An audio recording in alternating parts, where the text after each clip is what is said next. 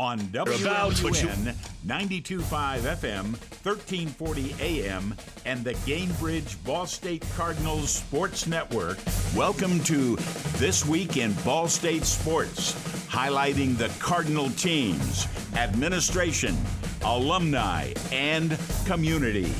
Now here's the voice of the Cardinals, your host, Mick Tidrow.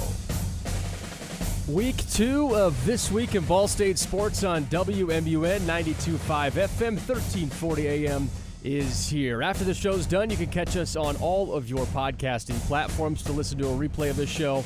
And you can also email us at ballstatesportspodcast@gmail.com to send in all of your questions that you have for any of our guests and Director of Athletics, Jeff Mitchell. We have an awesome show lined up here for Week 2 of the show in Season 3. First time we've had it on WMUN, of course, this year. But our guests today include Director of Athletics, Jeff Mitchell.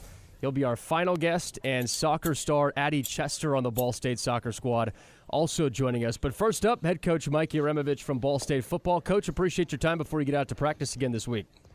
I appreciate you having me on. Excited to talk with you about the game and then get out to practice and polish up the game plan. Did you get out of the storm last night? I heard there was something going on last night. So you guys are going to be practicing outside in some nice rain-filled turf. Yeah, that's okay. That's why we got turf. Coach, when you look at Game 1 and reviewing the tape, you've been a few days removed from it now. I know you're past it and you're moving toward Auburn, but just real fast, want to hear your perspective on when you turn on the tape, what did you see from your offense?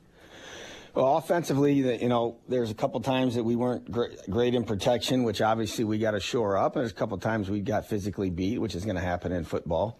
Positively, we did not turn the ball over, which is important. It's the number one stat in football, which determines whether you win or lose. So that was a positive in the first game of the year to have good ball security. I felt like we ran the ball well at times. I was happy with the way our tailbacks played and our offensive line played in the run game. So there's some positives to build on for sure offensively. From a defensive standpoint, Coach, after the first 8 or so plays, did you feel like the defense started to settle in?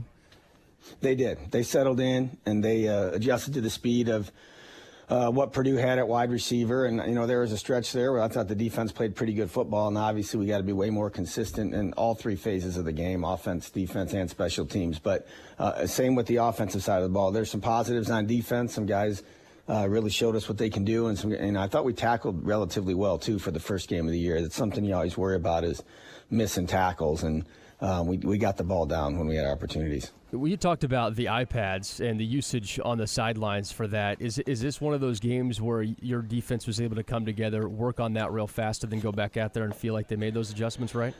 Between the drives, they're always going to look at it. All three phases will do that. And there were a couple adjustments that were made, but honestly, there was times where we were in the same calls.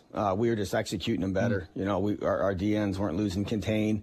After the first couple drives, keeping the quarterback in the pocket. We were over the top of some of the routes better in the same calls. So, yeah, there's always adjustments going on. But, frankly, a lot of it was execution and playing our responsibilities.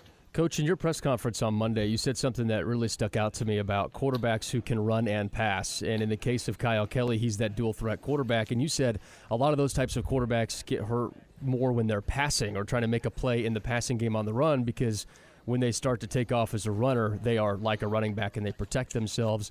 How have you seen Kyle Kelly make sure that he is protecting himself and doing those things in that way? Yeah, he's obviously a talented runner and can throw the ball obviously as well.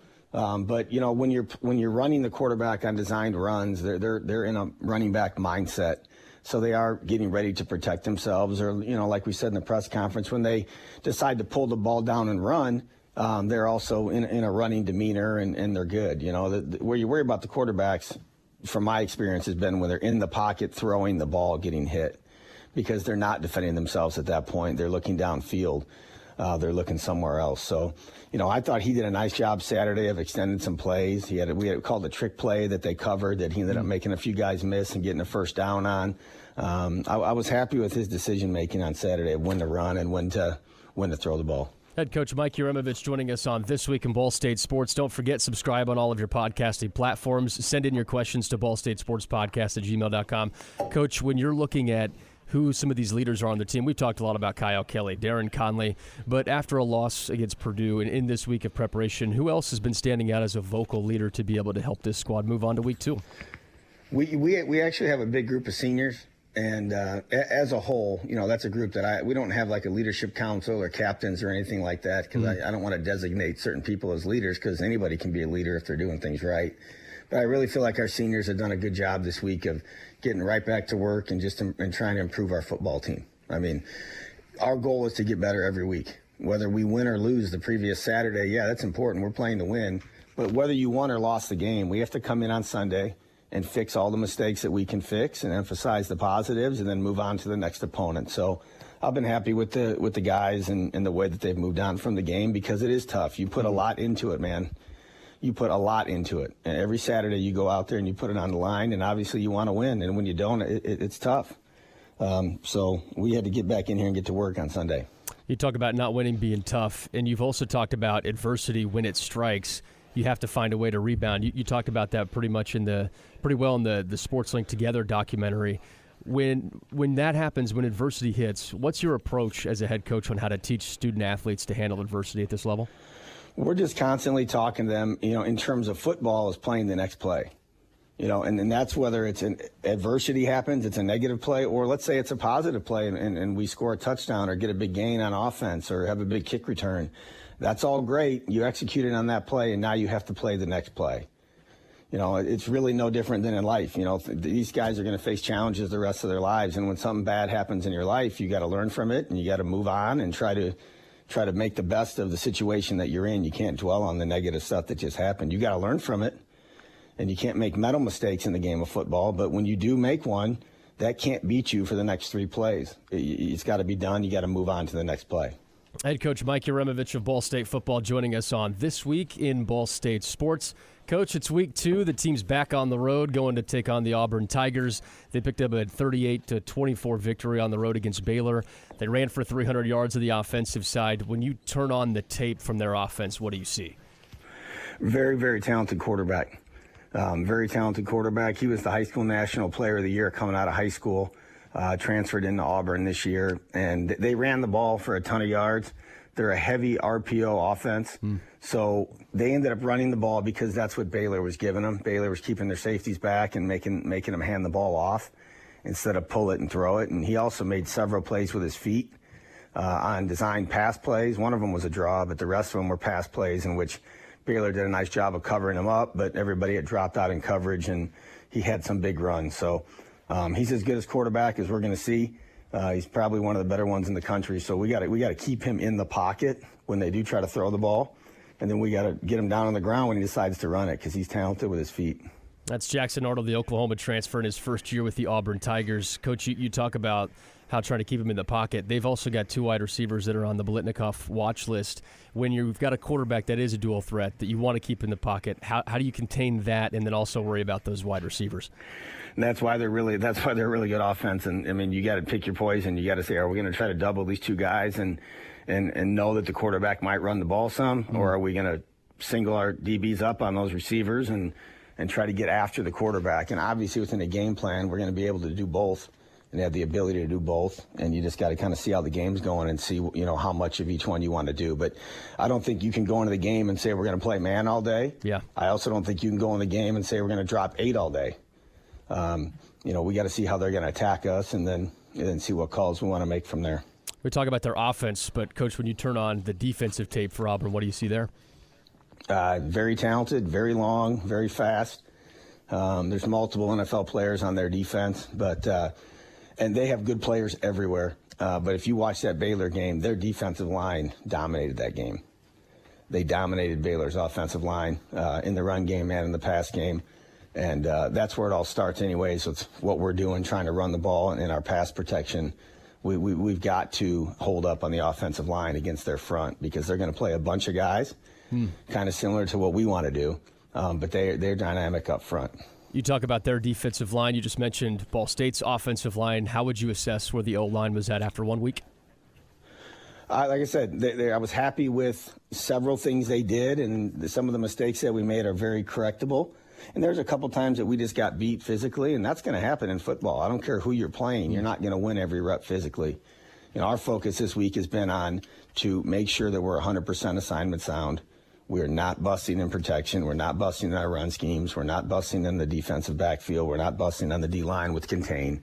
It's really about us trying to do the best we can execution-wise. And if we do that repeatedly, good things will happen for us.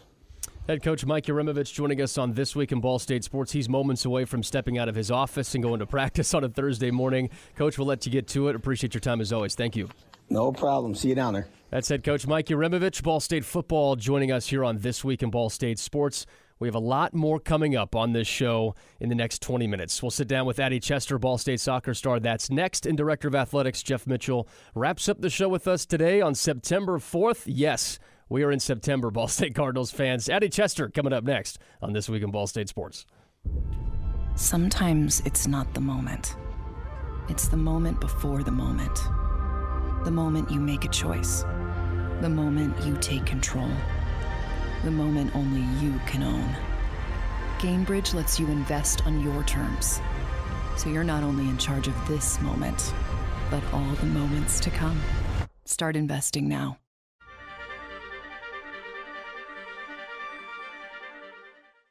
The Power Hour with Mark Forster.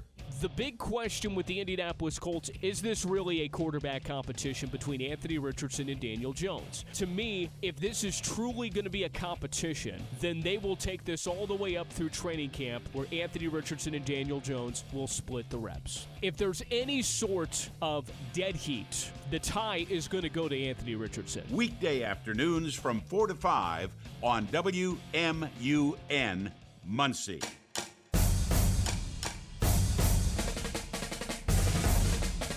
All right, we're back for another episode and edition of This Week in Ball State Sports. And joining us here on our second segment is Ball State soccer star Addie Chester. Addie, really appreciate you joining us here on the phone lines in a pre-recorded conversation. Yeah, thanks for having me. Addie, so looking at the first four matches of the season, you guys have had a couple of days off after the last game against IU Indy. How would you assess where Ball State soccer's at right now? I think it's been really good. Obviously, I mean, we're at 500, 2-2, but the two losses were to the two in-state, Purdue and IU. And I felt like after each game, we felt like we'd gotten better and just put in a good performance. Felt like the IU game probably could have gone either way, which is huge. And then the two most recent games are both wins. So I don't know, we're feeling really good. When you look at those improvements, and you mentioned incrementally seeing those improvements from Purdue to Indiana in the last two wins, what would you say the team's been able to work on and get to the point of picking up those wins? Yeah, so I think with the new coach, the start of the year, he's just trying to get our energy right. Less about tactics, try not to throw too much at us and just get, our work ethic where it needs to be. And now each week, we're throwing in more things, set pieces, just little technical stuff. So I think we're going to keep getting better. And the Purdue and IU games were he wanted to see our energy. And so now adding in the technical stuff, I think we're going to be really good. Addie, what have you learned most from Coach Stutz and this new coaching staff? I think it's back to the energy piece. I think our reactions when we lose the ball, just everybody's work rate to get behind the ball when we lose it, to make the box when we have the ball, just our work rate has been the biggest thing. You've known Coach Stutz for quite a while, haven't you? Yes, yeah. He recruited me to Louisville when I was a freshman, I think he was there. Yeah. Awesome. So the development of coach and student athlete has probably taken a great course for you two to continue working with each other now here at Ball State. Yeah, I was super excited to find out that he was taking the job. Yeah, it's been good. How'd you find out he was taking the job? So Josh went to IU, and you hear and you just hear things, right? And I'm like, oh, somebody mentioned Stutz, and I'm like, all right, let's hang around, let's see what happens. And then I found out through some coaches from club secretly. They were like, yeah, I think it's gonna happen, and it did, and I was super excited. Addie, when you look at the makeup of how Coach Stutz has been able to coach this team, how have you seen your teammates pick up all of what he's teaching as well? You mentioned the energy piece, but how have you seen them really dive into what his style wants to be? Yeah, I think we're all super bought in. I think part of it is having a not as great of a year last year. We were all looking for something new, just looking for a different energy. So we were ready to go. As soon as you showed up, we were like, just tell us what to do. So yeah, we're ready to go. And how have you personally been able to help your teammates within Coach Stutz's system? Because you've known him for a little while. How were you able to help take a leadership role there? Yeah, I mean, I think it was less of an intentional thing. I'd say I'm more of a leader by example rather than vocally just telling everybody what to do all the time. So I just think, being the first to buy into Stutz's thing and, just always like make sure that my energy is where it needs to be so that everybody can follow suit. Addie Chester joining us here on This Week in Ball State Sports in a pre-recorded conversation talking Ball State soccer. 4 games in the book so far, 2-2 record for the squad. Addie, when you look at your development throughout your college career, and now that you're in year 2 here at Ball State, how would you say that last year at Ball State helped you get ready for this last year here at college? Yeah, I mean, I think just at a base level, I think the MAC is super different than the ACC. And I think it took a year, it took some learning on my part different styles of play, all that sort of stuff. So yeah, I think we're all ready to go this year. And the 11th out of 12th in the MAC is going to help propel us to hopefully do better this year. So you're thinking about it a little bit. Yeah. A motivating factor. For sure. Addie, now that you're back in the area, you were back in the area last year. How has that been being back this way? It's been awesome. I mean, I'm 5 minutes from home. Family's able to be at every game. Just I can't really say enough about how awesome it's been. So from a school standpoint too, when you've been able to dive into the academic side, how has that balance been for you, being a student athlete and now a student as well here? Yeah, I mean, I honestly have never really found balancing the student and athlete thing to be much of an issue. I don't know. I think what's been most interesting is just seeing like people I went to high school with on campus. Yeah. That's been interesting. But yeah, no, it's been good. So have you been able to rekindle some old friendships now being back in the area? Yeah, a little bit. Some friendships I didn't really expect as well, which is cool. So no, that is awesome. Addie Chester joining us here on This Week in Ball State Sports, talking Ball State soccer, her journey as well. Addie, when you look at your soccer career so far at the collegiate level, how would you describe what the journey's been like for you? Ooh, I don't know. I would say growth is the biggest thing I can think of. I think my freshman year at Louisville, I think I started every game, but I didn't score a single goal the whole season. So that's a lot of minutes without any production. And so I think I've gotten more effective, and just become a better leader as well. What excites you the most about where this team is at? You mentioned the growth through the first 4 matches, the game against Purdue, and then only the 1-score game against Indiana, the last 2 wins. What excites you about this group to be able to go do damage the rest of the year? Yeah, I mean, I think it's the belief. I think we're deeper than we have been. I don't think it's very often that you have, 13, 14 players where you're like, oh, like they could all start, you know what I mean? So I think we're pretty deep. And just we're all super close. A lot of teams say that the culture is good. But I think that's actually true of our team. So. And Coach Stutz was talking about the culture being there and especially looking for that on the defensive side because of all the new pieces that were possibly coming in on the defense. How have you seen all of that come together from a defensive standpoint to be where it wants to be? Yeah, I mean, so with injuries, right now we have 2 freshmen starting, which is cool. And then 2 veterans in the center of the back. It's been really good. I mean, I think we've gone back-to-back games with shutouts. And I would say defensively, we could have been better last year. I mean, everything could have been better, but I've been super impressed with us defensively, and for 2 freshmen to be a part of that, it's super cool to see. Well, awesome, Addie. We really appreciate your time here on This Week in Ball State Sports. Good luck on Senior Day Sunday, 1:00 at Briner Sports Complex. Cool. Thank you. I appreciate it. That's Addie Chester from Ball State Soccer joining us here on This Week in Ball State Sports. We have more coming up when we come back. Sometimes it's not the moment, It's the moment before the moment. The moment you make a choice. The moment you take control. The moment only you can own. Gainbridge lets you invest on your terms. So you're not only in charge of this moment, but all the moments to come. Start investing now.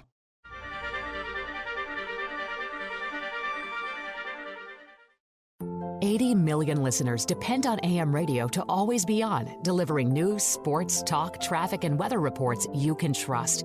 AM radio also delivers vital emergency information when you need it most. Text AM to 39179. Tell Congress to pass the AM Radio for Every Vehicle Act to keep AM radio in cars. Message and data rates may apply. You may receive up to 4 messages a month, and you may text STOP to stop. This message furnished by the National Association of Broadcasters.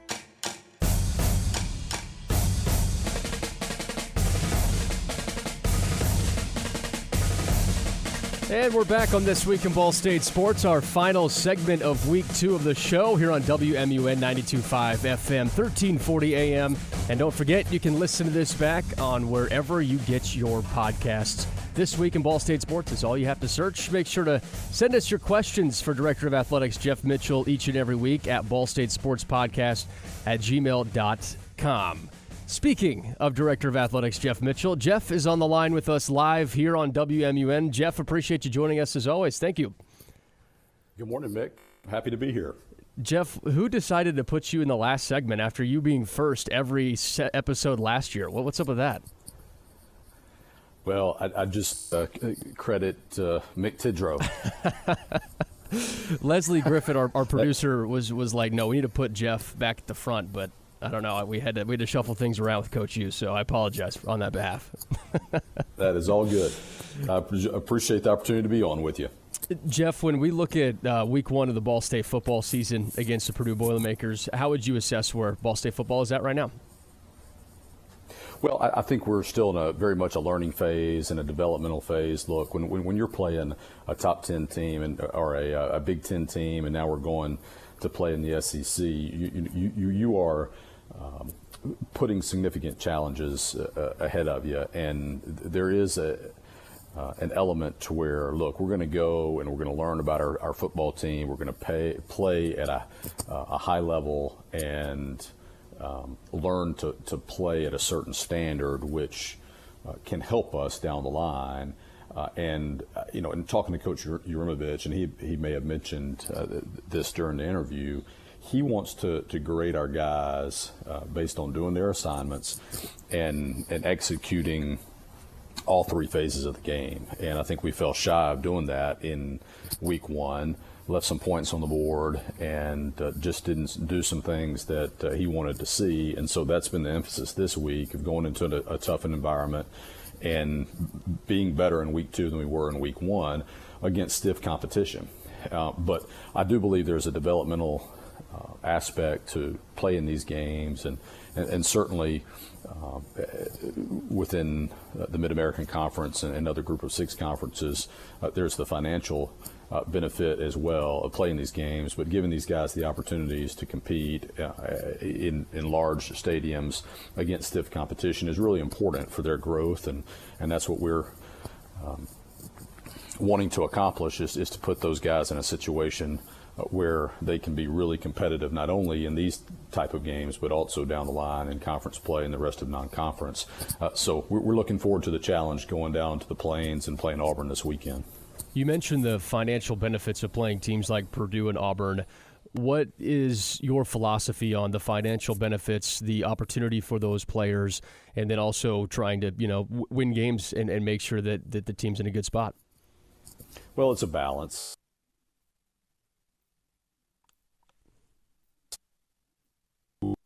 We've got to generate a certain amount of revenue every year to make our budget and to put our department in a situation or a position to thrive, and this is one of those revenue generating opportunities. But you also want to do it in a way that is preparing the student athletes for success and in conference play and the rest of non-conference play. And there are times where you unfortunately, when you're doing football scheduling, you're doing it so many years in advance, you just can't clearly predict what these games are going to look like. And, if we were to have scheduled Purdue a couple of years ago, we might say, well, you might have a chance. And then what you can't predict is coaching changes and shifts. Certainly when these games were scheduled many years ago, you couldn't have predicted that we'd be in this new landscape of the NCAA where now there's more money in the system, and a lot of, there's some money that's going to the student athletes. So the world continues to shift, and we have to continue to adapt. And I do think there'll be some scheduling changes down the line as just the entirety of college football continues to evolve, and as scheduling philosophies and opportunities change in the coming years. So this is it's a fascinating topic. We could do a whole podcast on football scheduling, but at the end of the day, though, we want to position our guys to be ready to play for a MAC championship and to focus on our league. But we get 4 opportunities to play in the non-conference too, and those opportunities are really great, and they get to see different stadiums. Certainly we get to host games too, and looking forward to our home opener coming up next week. And it's just an exciting time, and it seems like a long season, but it's a really short season too. And our student athletes put in a significant amount of work every week, and certainly throughout the year, to be on their best display on game days. And our job is to support them as best we can, and put them in a situation to grow and develop as young men in the case of football. And that extends to all of our student athletes, though. We're putting our young women and men in situations to grow and develop and just be better individuals, but also represent Ball State in a first-class way, and very proud that we're doing that. Jeff, we've got about 2 minutes left here on This Week in Ball State Sports. Last question for you. 5 home games this year for Ball State football. What are some of the fun things on deck for home Ball State football games? Well, we're always looking to increase our fan experience. We're always looking to make it easier for fans to come into our venue, and there's a lot of changes coming our way. We do have the clear bag policy. I do understand that some people may bristle at that, but that is a standard across the sporting industry now, and it does help considerably with the ease of getting into the stadium. So be on the lookout for those clear bags and game day spirits and Barnes and Noble, and grab your clear bags to get in the game. But once you get in the game, you'll have plenty of concessions options, not only from the concession stand generally, but also the food trucks around the venue. We have a brand new bookstore or space that's being built by Barnes and Noble at the venue, and so you'll have opportunities to buy gear, many more options. The concessions lines should move quickly. You have more convenient ways to pay now, not just in cash or credit, but also with tap and pay options with your phone. And so you'll see some aesthetic upgrades with new graphics throughout the facility and external to the facility, and certainly the new game field is beautiful. I was up in the press box the other day looking at it, and it just looks so sharp, and excited to see game day at Schumann Stadium in about 9 days.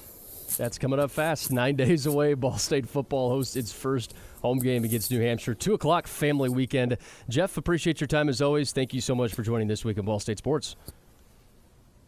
Thank you, Mick. Go Cards. That's Director of Athletics Jeff Mitchell joining us here on This Week in Ball State Sports. Mentioning This Week in Ball State Sports, we've got a home soccer match, Senior Day Sunday, 1 o'clock. Come out, support the seniors at Briner Sports Complex for Ball State Soccer. That's the only home event this entire week. If you want to check out home events in the future, check out ballstatesports.com. Thank you to Jeff Mitchell. Mike Uremovich and Addie Chester for all joining the show. Thank you, Leslie Griffin, for all you do as our producer. I'm Mick Tidrow saying so long for this week on This Week in Ball State Sports. We'll talk with you next Thursday, 9 to 9:30, right here on WMUN. Thanks for listening to This Week in Ball State Sports. The preceding has been a Gamebridge Ball State Cardinals Sports Network presentation on 92.5 FM, 1340 AM, WMUN.